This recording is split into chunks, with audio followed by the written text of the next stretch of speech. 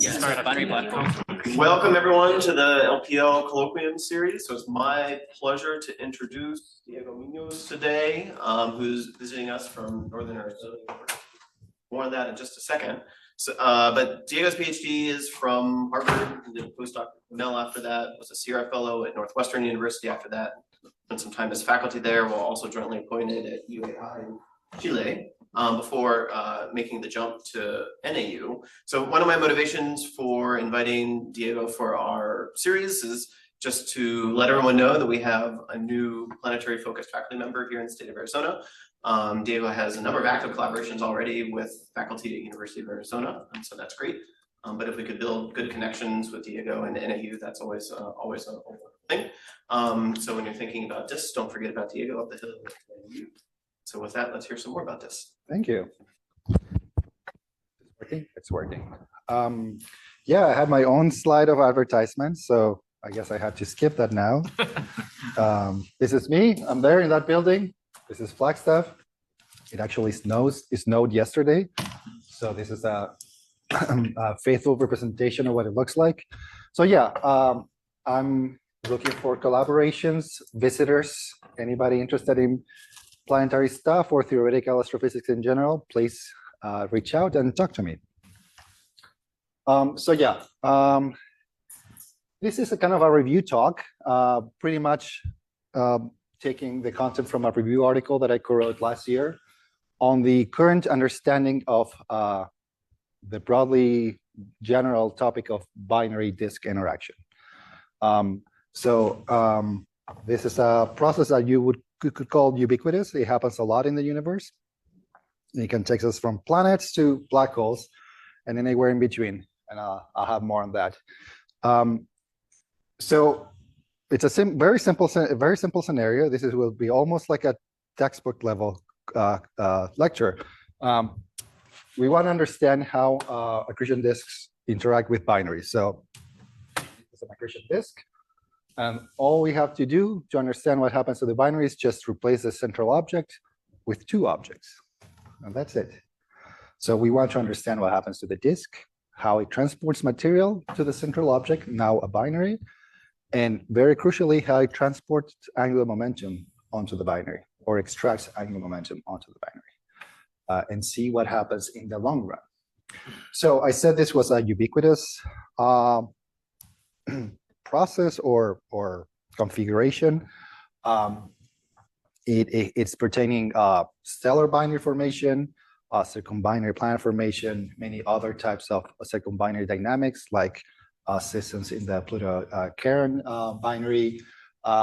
It has gotten some attention in the field of gravitational waves, in particular low frequency gravitational waves due to supermassive black holes at the centers of galaxies. And even in second generation accretion disks around evolved stars. So just let me present this as a very basic astrophysically relevant scenario that, I'm giving the talk here, so probably I will just focus on these applications.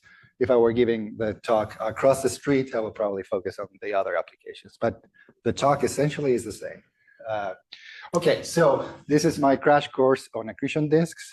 Apologies to the experts in the audience if this is too basic or pedantic, but I really want to get the message across. An accretion disk is a flattened, rotationally supported structure that contains gas. And most importantly, it has to find a way of taking its own mass and putting it onto the central object. So taking the same figure and look from the side. So this is a cross-section of the same idea. The challenge of accretion disks is that they're large. Specifically, the outer boundary is much larger than the inner boundary, which means that the outer boundary contains much more angular momentum than the inner boundary. So if you intend to transport parcels of mass from here to here, you have to get rid of a lot of angular momentum. And there has to be somebody else to take it. Angular momentum is conserved after all. So if this parcel of gas will fall into the center and get rid of a lot of angular momentum, the angular momentum has to go somewhere else, typically out further out in the disk, sometimes even outside of the plane entirely. So what are the I don't want to get caught in the math. There are two important messages here. Angular momentum is conserved globally, but diffused locally. And maybe point number two, even more importantly, if the inner radius is zero, it's non-zero, that means that the material as is accreted to the central object has to have finite angular momentum. So it's rotating around the central object, yes, finite amount of rotation, angular momentum, and suddenly you declare that particle of gas, that's a part of the central object, then that central object is stuck not only with mass, but with angular momentum. And that's perhaps obvious, but also perhaps nuanced detail that makes a huge difference to keep in mind.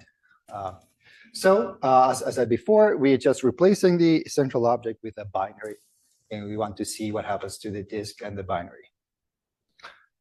So typically, if I take a poll, what happens to the binary? The answer is overwhelmingly, the binary loses angular momentum to the gas, to the disk.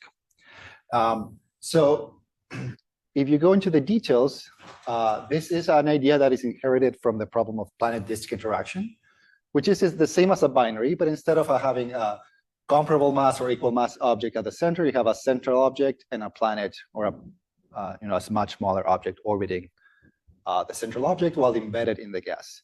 So it turns out that this object excites a series of resonances in the disk called limit resonances that carry launch waves and carry away angular momentum. So in this figure here, the waves excited in the blue region would typically give angular momentum to the orbit of the planet, and the waves excited in the red regions will take angular momentum from the orbit of the planet or binary. In the end, one of those two things has to win, and the standard case is that red wins, therefore the planetary orbit loses angular momentum and the planet has to migrate inward. So this is the nonlinear example of that same situation. It's a planetary mass object, 10,000 times smaller than the central object, launching waves in the disk, and by extension, losing angular momentum to the disk, to the gas. So this orbit shrinks, and therefore the planet migrates inward. There's two more extreme scenarios. One is what sometimes we call type 2 migration, this one being type 1, in which the planet disturbs the background gas significantly, but still the torques coming from the outer disk still are able to beat the torques coming from the inner disk, and the planet migrates inward. Now we move on to the case that I care the most about in this talk, is what happens if you keep increasing the mass ratio, just essentially bring the planet to be in another, you promote it to being a star. The disk is significantly distorted. The question is, does the qualitative answer change at all? And the answer used to be no, the binary migrates inward. In this sort of paradigm or dogma or belief, it kind of permeated a lot of subfields in astrophysics. So we started building kind of a house of cards around this idea that binaries always lose angular momentum to the gas that surrounds them. So there's two scenarios that this has just you find this hypothesis. One is binary formation. It turns out that it's kind of difficult to form binaries, stellar binaries on AU scales. Two simple reasons is that at sub-AU scales, the stars in the protostellar phase or in some part of the premium sequence phase were large enough that the stars would have been on top of each other at early phases. And another reason is that disks have trouble fragmenting so close to the central object to form a secondary companion. So we typically think that a massive protostellar disk should be able to form a companion to the central object at a few tenths of AU. We think we understand that the disk is able to fragment. So if we want to form a binary at AU scales, this binary has to form and then migrate. This is a hypothesis that one of the prevalent hypotheses. There's another case that is entirely different. We go to another extreme in astrophysics. We go to gravitational waves via mergers of supermassive black holes. And we kind of find the same idea. So this is a cartoon of two galaxies merging. This is how galaxies grow to some extent in the universe in lambda CDM cosmology. And on average, every galaxy has a supermassive black hole at their centers. So if the galaxies merge, the black holes eventually encounter each other. So in the galactic merger remnant, the black holes sink due to dynamical friction. After some time, the black holes form an actual Keplerian orbit, a Keplerian pair, and they still lose angular momentum due to interactions with flyby stars. And there's a point at which you exhaust all dynamical channels to shrink this binary further. This, at some point, was referred to as the final parsec problem. It dates 40 years now. There are multiple solutions to it, but one of the possible solutions was to add an accretion disk around the supermassive black hole. Galactic mergers have a lot of gas reservoirs, so that seems reasonable. So same as before, the black hole pair would have gas that would extract angular momentum from it and make the binary progress toward merger. With that process, the path toward merger due to gravitational waves would take over a Hubble time. So we need something to make this black hole pair shrink. And gas was a novice choice at the time. Okay. So again, same idea, same geometry, same configuration, entirely different ranges of masses and spatial scales. It's almost like a scale-free problem. Okay, so going back to the previous questions, I said if I had to take a poll, most people would say the binary migrates inward. The point of this talk is to, at the very least, challenge this assumption. I'm going to try to convince you that for many cases, the opposite is true, but that's a secondary goal. And the other goals of this talk is to try to walk you through the history of how we concluded this, how we concocted this hypothesis, and why we missed some of the details that were ended up being crucial. Okay? No. Okay. Bye. Okay.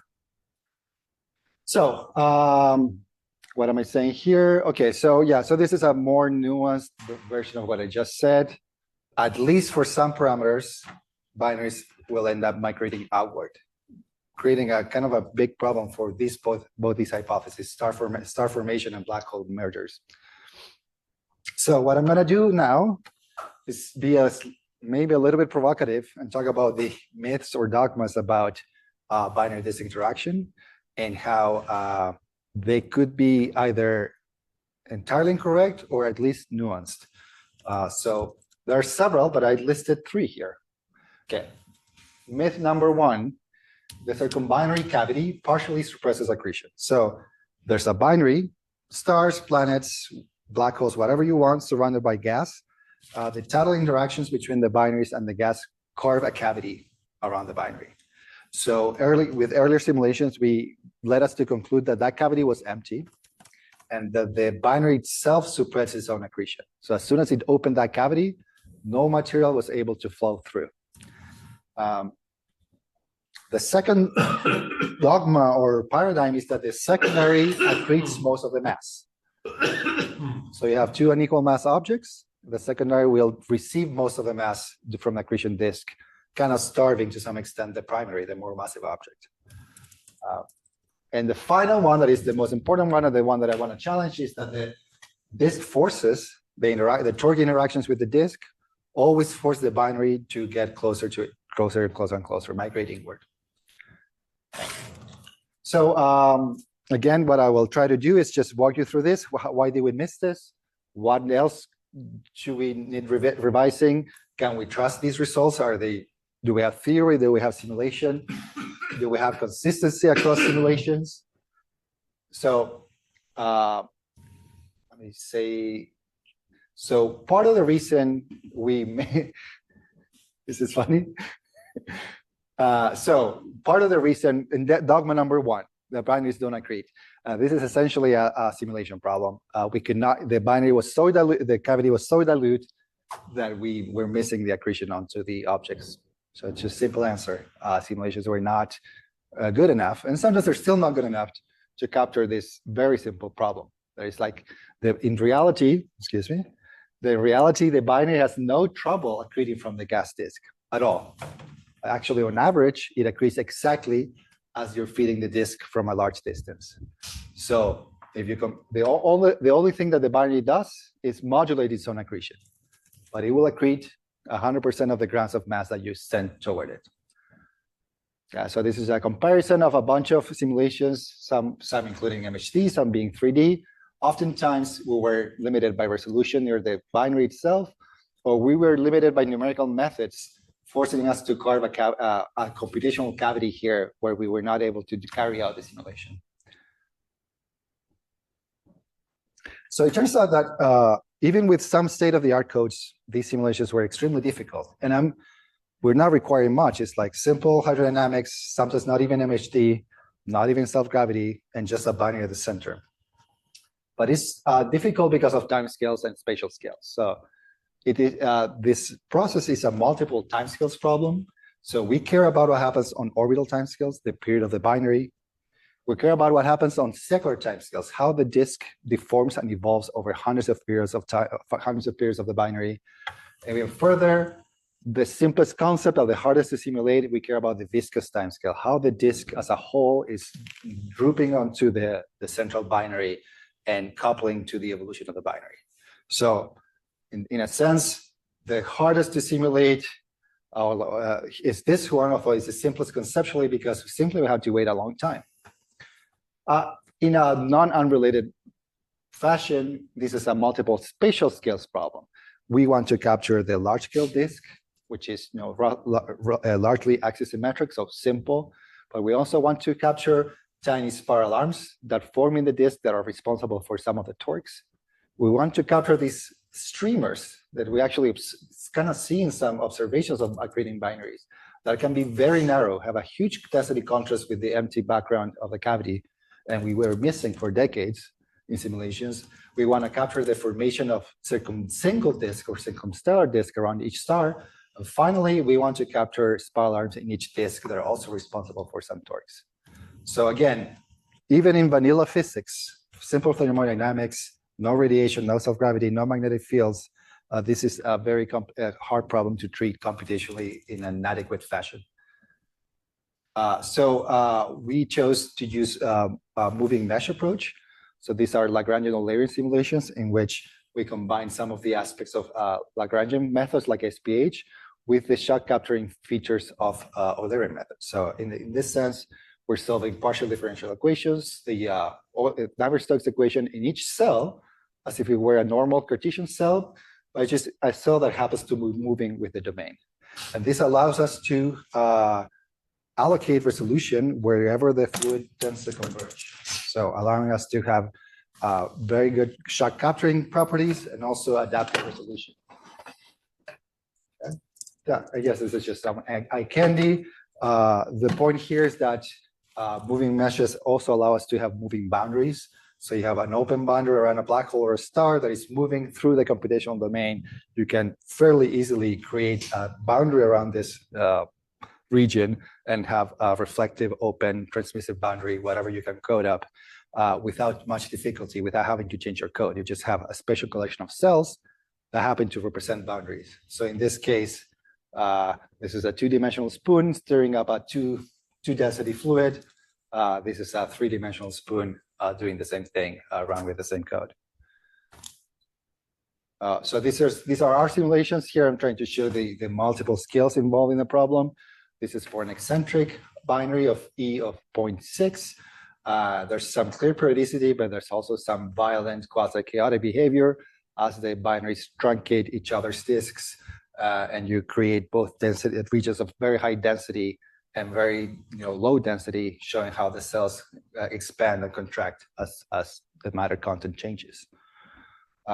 This is a similar simulation or the same simulation, but just showing a zoomed out view. We start from domains that are 100 times the size of the binary and try to zoom in all the way to 2% or 3% the separation of the binary to capture all these spatial scales, but also there are the time scales at the same time and evolve this for thousands and thousands of orbits with the purpose of capturing that pesky, simple yet annoying long time scale, which is the viscous time scale. Okay, so let's go back to these statements that I wrote, these myths or dogmas, 1, 2, 3. So let's just try to address each one at a time and see if with modern simulations they have changed at all in nature. Okay, so let's talk about the suppression of the cavity accretion. This is actually not true at all. If you wait long enough, you can reach a steady state in your simulation. So this is showing a steady state simulation after some time. So this is after 2,000 orbits, in which the binary is shown here at different spaces within the orbit in the density contrast. And here I'm showing the accretion rate, the total accretion rate. So the sum of m dot into each one of the objects here.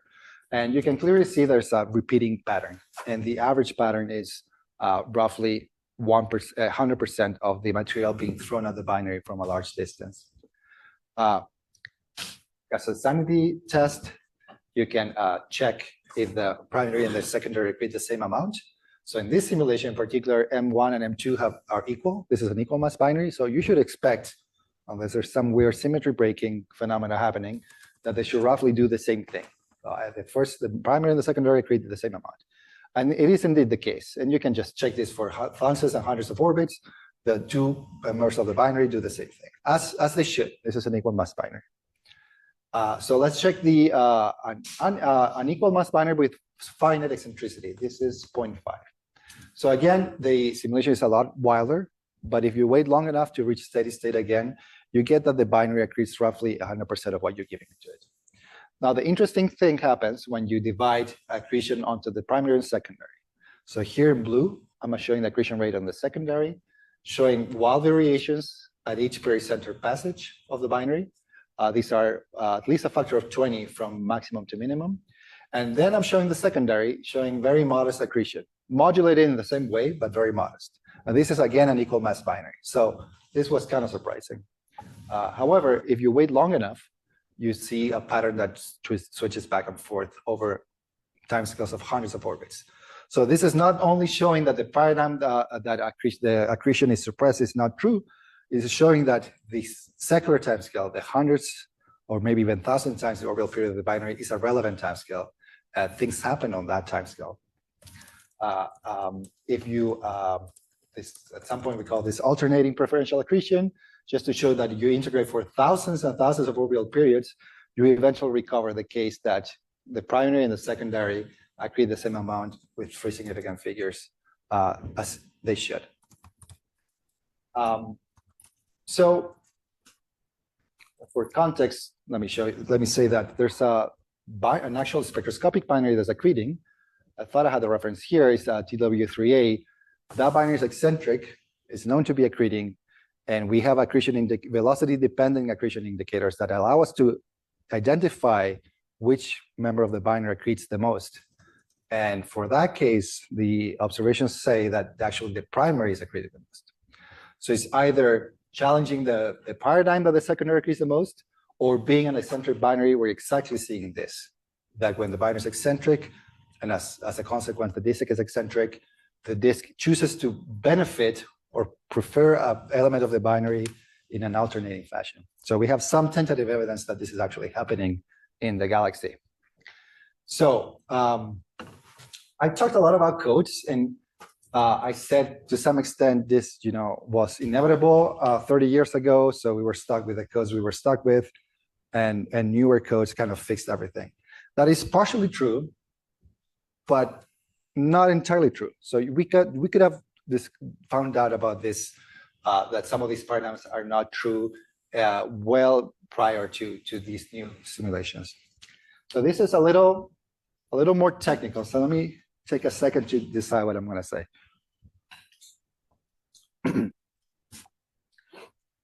So these are two simulations, some years apart, but the quality and resolution of the simulation is the same. In this simulation, they concluded the binary loses angular momentum to the disk. And in these simulations, we concluded the binary gains angular momentum from the disk. And they're kind of suspect simulations. If you look closely, there's an open boundary here. So essentially, it is difficult to simulate this region so close to the binary. So there's a computational boundary around the binary, and that part is not even simulated. So whatever material crosses this circle here is gone. And we did the same thing here. And yet we concluded that binary, with this imperfect type of simulation, we concluded that binary gains angular momentum. So I want to just take maybe 3 minutes to explain how this is done. Okay, so this is a very basic diagram.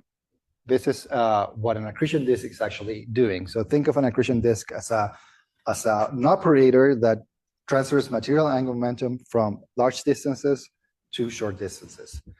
So when we have a physical boundary here, we can argue that as the material falls onto the accretor, it has finite angular momentum at the moment of leaving the disk and joining the accretor. Exactly analogous here, we have an accretion disk, we have a binder at the center. At some point, the disk ends in a messier fashion than this, but it ends nonetheless. And the material is forced to be aggregated onto one of the two elements of the binary. It's not only mass, it's angular momentum. So the question is, where does the angular momentum go? So in this case, we can think an astrophysical application, which is the recycling of millisecond pulsars. We think that all pulsars can spin really quickly because in binary systems, they're surrounded by accretion disks, they're fed mass, and as they are fed mass, they're also fed angular momentum. And these millisecond pulsars are respun up by the accretion process itself. So the question is there an analogous effect here? If these parcels of gas are being dumped onto the binary with finite angular momentum, how is the binary processing this angular momentum? So it's just a very basic mechanics question. So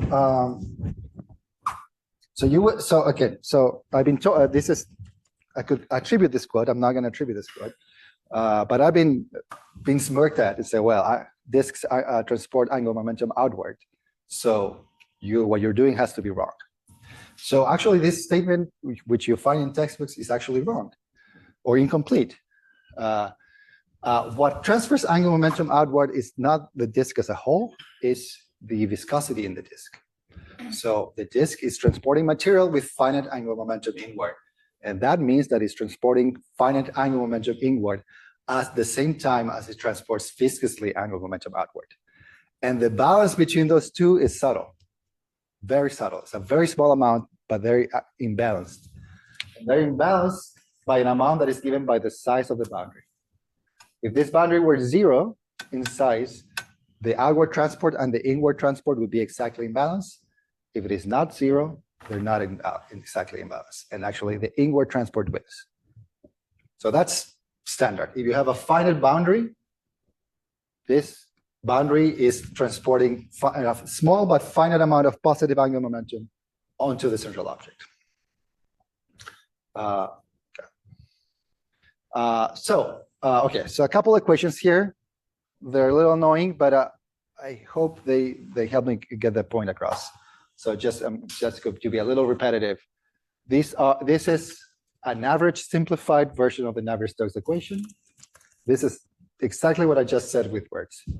This is the angular momentum density as it changes in time and at a given location in space, and this is the transport of angular momentum that makes the density of angular momentum change. This is a classical hyperbolic conservation law. The important thing here is that these two things, if these two things are exactly in balance, meaning this is 0, that also means that this is 0. So you're in steady state. Similarly, if these two things are almost in balance, but are different by a constant amount, the spatial derivative is also 0, and therefore the time derivative is 0. This is what happens when you reach steady state. The important thing here is that these two things have opposite signs, and this term pushes angular momentum inward, and this one does it outward. Okay, so the conclusion here is that it is viscosity, this term, the one responsible for transmitting angular momentum outward, but this one is also there. And it can beat this one by a small amount, but it can. And that's how you spin up a millisecond pulsar. So once you add a gravity, it's slightly more complicated. And it's because the gravity is not a point mass, so it torques the gas. So same exercise. You have the time derivative of the angular momentum density anywhere in the disk, and these angular momentum fluxes. So the advective one we already discussed, things go inward. The viscous one we already discussed, things go outward. And there's this uglier one, but still calculable, gravitational torque term. That is the amount of angular momentum the binary itself is injecting at a distance everywhere in the disk. Again, you can write this as a conservation law. It is in principle possible to find that when this is 0, that is when you're in steady state, the sum of all these things is a constant. And that's the ultimate test for finding that your simulation is in steady state, which happens on the viscous time scale, which is the pesky long time scale that was just important but difficult to capture properly. So this is the net amount of angular momentum, sometimes referred to as a J, as a current.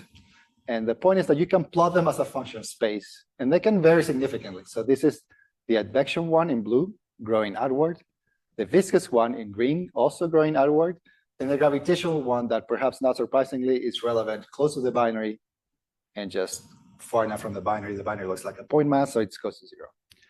The point of this figure here is that if you add these three components into a red component, it's roughly a flat line.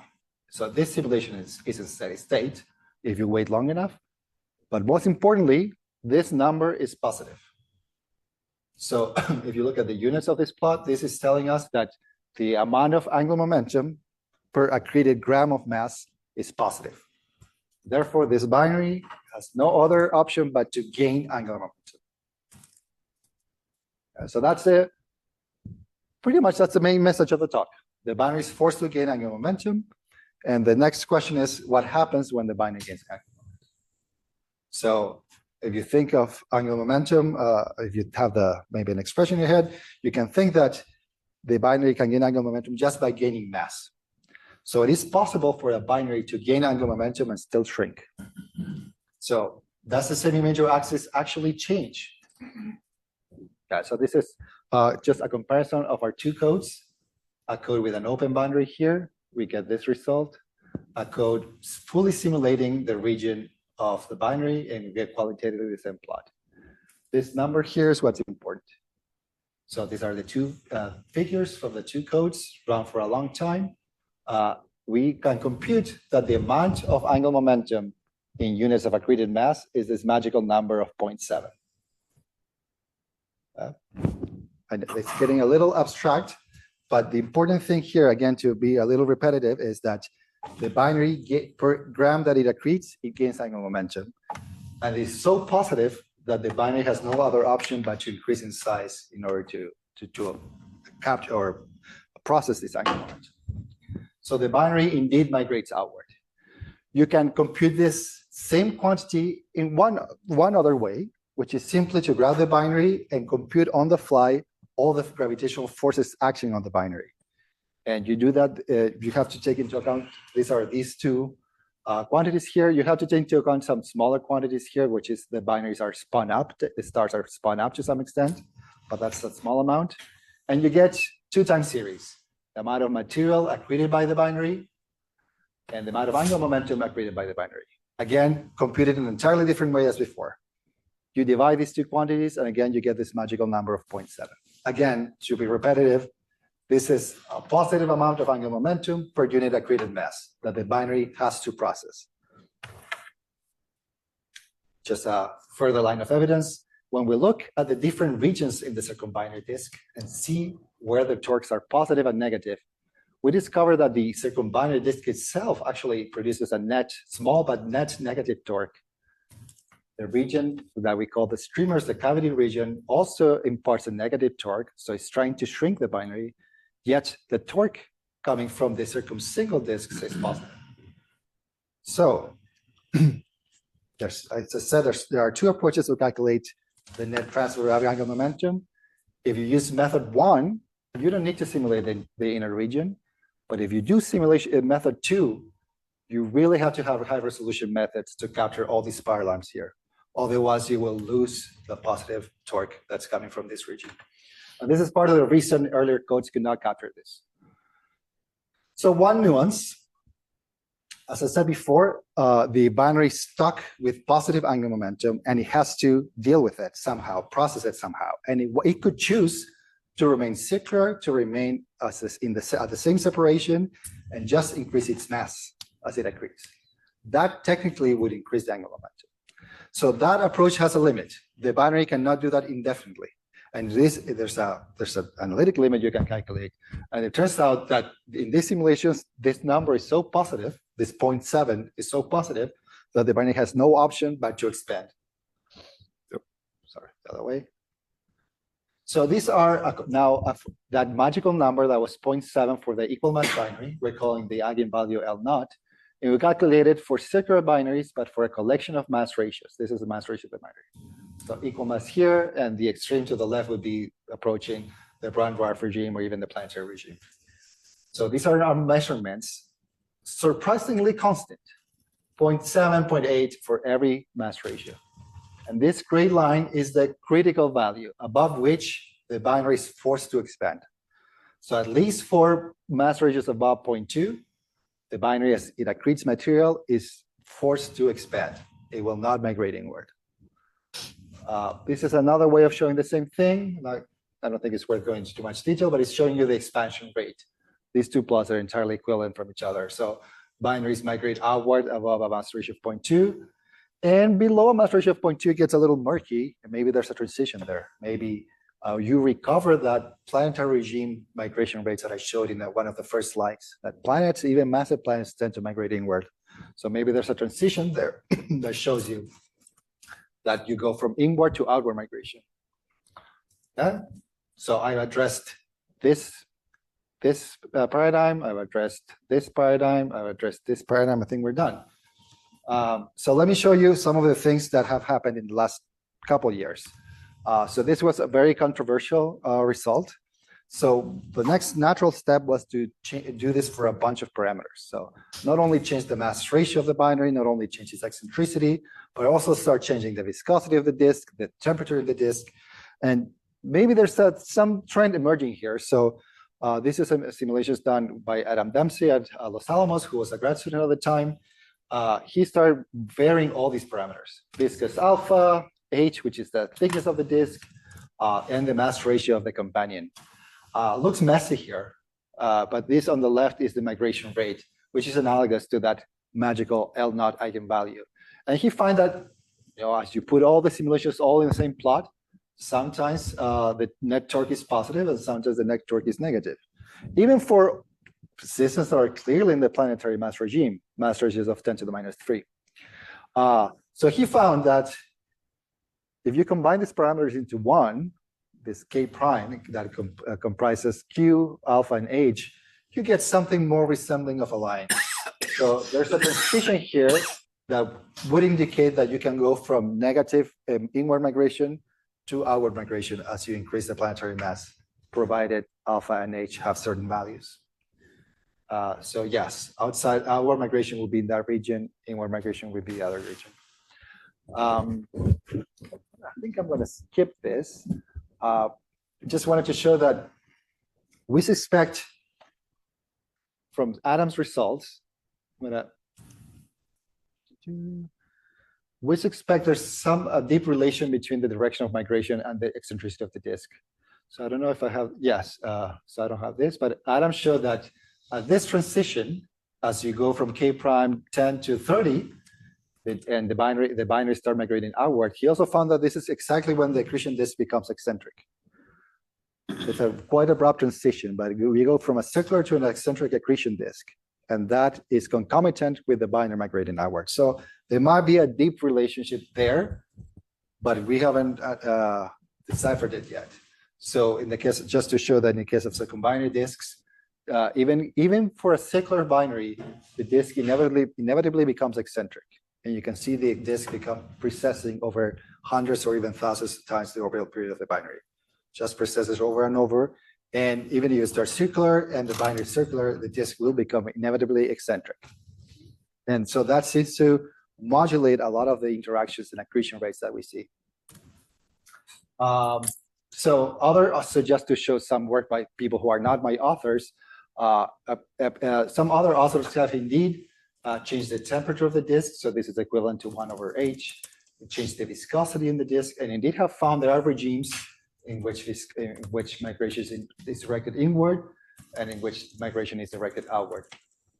And an emerging trend, I'm not so sure if it is robust yet, But it would seem to be the case that we live in a universe in which warm disks might promote outward migration and cooler or thinner disks might promote inward migration. I think that's to be determined. This is just to, I think I'm gonna close here. This is a paper that was posted a month ago, maybe. This is the result of the Santa Barbara disk code comparison, binary disk code comparison project. This is now a collection of a multitude of codes. SPH codes, grid codes, moving mesh codes, all trying to measure this whole quantity, which is the accretion eigenvalue L naught. And this went from being extremely controversial to being essentially almost a flat line across 1,000 codes. There's two outliers that still say that there's inward migration, but I would say the majority now has, the opinion has flipped over to this regime here. So this is all to say that this went from being perhaps an exotic numerical result to being a quite robust numerical result with potentially significant astrophysical implications. How do binaries form? How do closed binaries form? How do we force supermassive black holes to merge within a Hubble time? Does gas play a role at all? That remains to be determined. So I hope I explained well why we missed this before. Should we be worried? Maybe, but in a good way. I think we can start making predictions. And where do we go from here? These are just some ideas. But I would say just focus on this one. I think, should we be worried in a good way? Maybe if some binaries migrate inward or outward, allows us to make predictions. Dependencies on the total mass, dependencies on the mass ratio, dependencies on the type composition of the disk. This could prove to be a way of truly understanding which binaries migrate inward, which binaries migrate outward, which black holes merge, which black holes do not merge, what is behind the gravitational wave background that has been measured as of last year. So I'm going to leave my conclusions here. I hope I convinced you that this even super vanilla simple setup is actually complicated to simulate and to understand, but some things need a closer look for sure. And that this once controversial issue that once was perceived as a numerical quirk is actually robust. So it's real. And yeah, I think I'll close there. Thank you.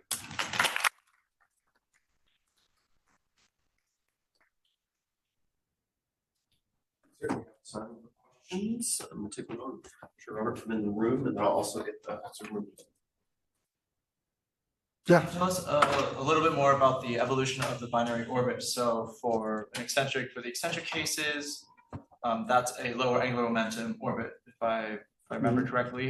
So do we see another option would be to modify the eccentricity to become more circular? So for a range of eccentricities, it seems that this result still holds.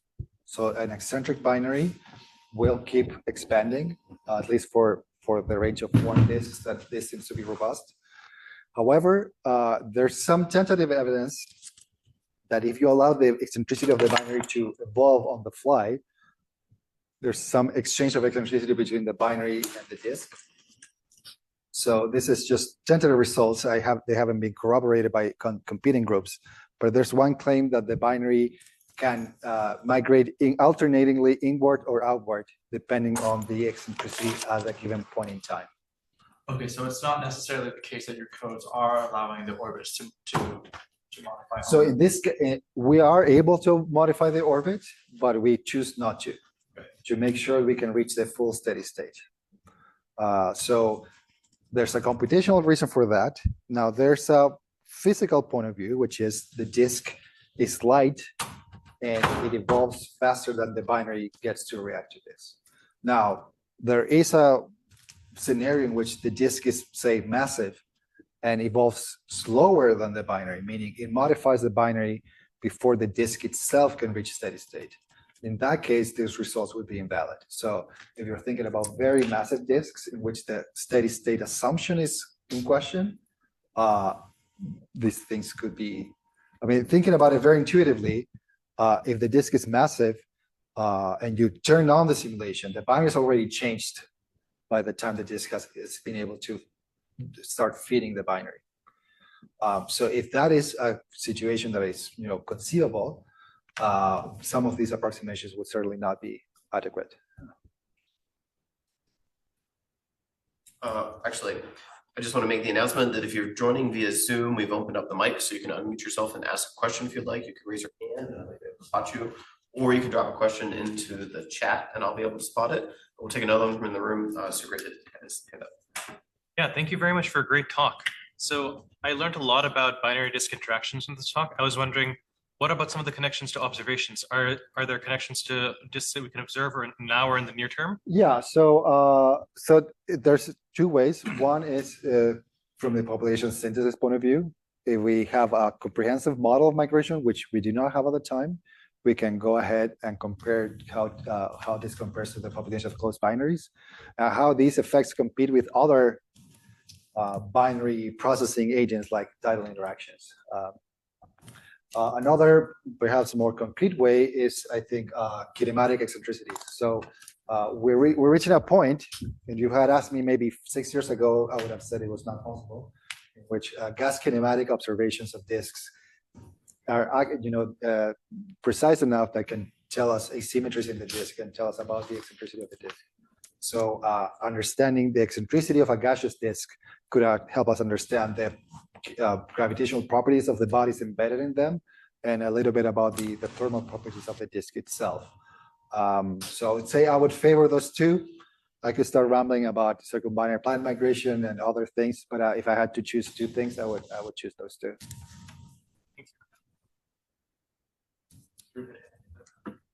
Could you show again, I guess, that KITP code comparison? Yeah.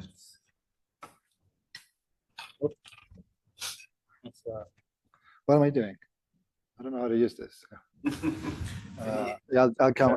Yeah. I had to switch over to the desktop. So I'll just do it here. Sorry about that. KITP. Okay. The outward migration line is at about 0.4, so that's accounting for the angular momentum of a Yeah, right. So binary orbit. exactly. So you're below 0.4 is still a positive deposition, but it can be reprocessed by the mass growth. Okay. Where exactly that line is depends on the mass ratio, I guess. Yeah, it's a function of mass ratio, correct. Yeah. And of course, you sort of made reference to like, okay, the answer for Lindblad resonances and the torques they exert is fairly well established, but a lot of complications arise from, in the planet migration case, from what the effective co-rotation resonances are. And now on the one hand, like when you have massive planets, you kind of clear the co-rotation region and things look clean, but then now at the equal mass ratios, things seem messy again. There's sort of stuff everywhere.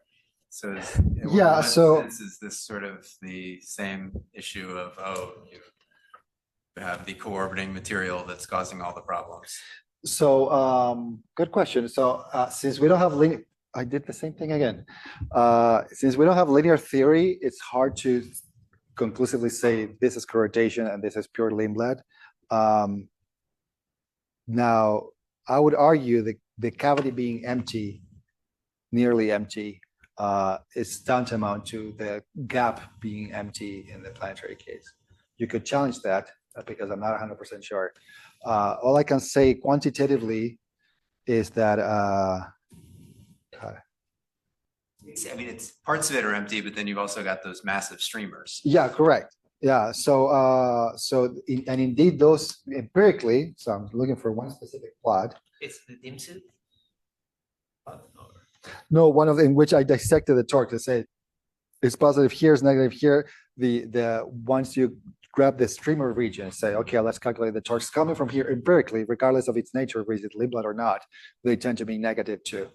So it's really, once you look spatially at where the positive torque is, the direct gravitational torque is, it is truly coming from the circumsingle disks, which is, again, consistent with Lindblad resonances from the inner disk, which are produce a positive torque. So you can kind of recover to some extent the extreme mass ratio of the planetary case, in which the outer disk is extracts angular momentum, and the inner disk gives you angular momentum. In the correlation region, actually, I don't know. Empirically, it seems to tend to be negative empirically. Excellent talk. All of the simulations that you're showing here are pure hydro, right? Yes. Do you expect there to be significant alterations to any of this transport once you account for the magnetic field? So to leading order, I would say well, the actual answer is I don't know, but since you ask me, do you expect? To leading order, I would say no. So these are here. I mean, this is 12 years ago. These are 3D MHD. Qualitatively, they show the same much. They're not in steady state. They were so expensive. There's only a few orbits. Qualitatively, they show the same behavior in the accretion streamers, the modulation of the mass. They didn't look at the torque in the same way that I did, but the eccentricity of the disk shows the same thing. So I would say as long as the MHD turbulence behaves kind of like a viscosity, you should get the same result.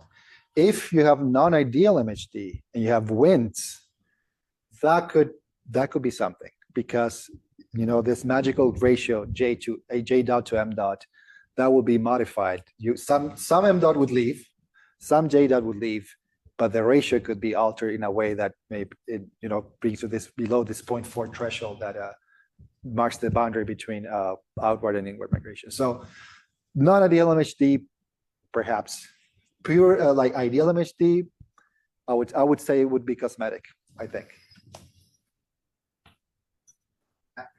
Hey Diego, thanks for a great talk. I had a question about your disk setup. From some of your plots, it seemed that you had an infinite disk. Yeah. Why is that choice? And how would you expect that to change if you made it finite? Yeah, a good question. So originally it was because this is sociology more than science. Why we choose things? Originally we were going after the suppression paradigm. Does the binary actually suppress its own accretion? So the easiest way to test that is to have a prescribed supply. So we had a boundary condition supplying essentially an infinite disk, analytic disk supplying whatever, and we integrated until we start recovering that reference. Now I didn't show, but we did test still alpha viscosity pure hydro. We tested with finite disks, and what happens is kind of what we expected. So as long as the disk is large enough, a few times, maybe 10 times the boundary separation, what happens is that it's equivalent to you manually decreasing that M dot that you supply from infinity. So essentially, the disk starts falling into the binary. If the cavity is empty, the binary only sees the negative torque, and it would migrate inward. As the binary starts filling the cavity, it would start migrating outward. All this while the mass supply depletes. So essentially, everything scales with the accretion time scale.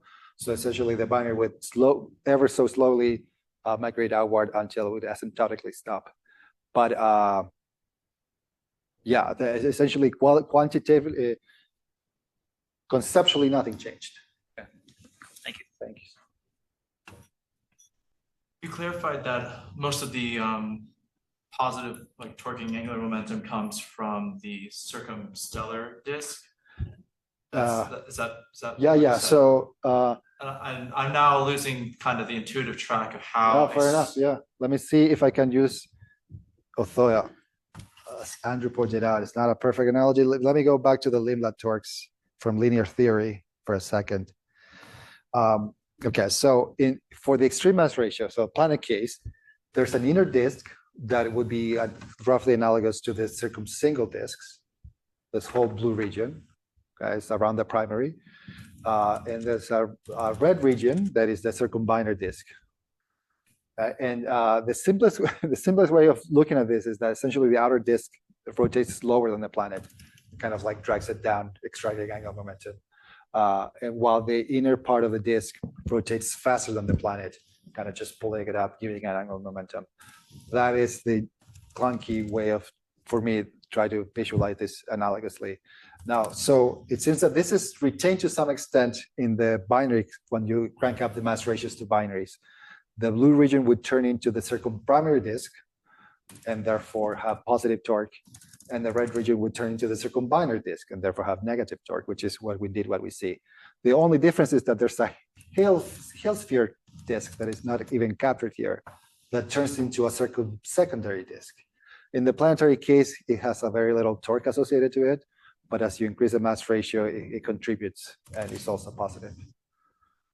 Does that help?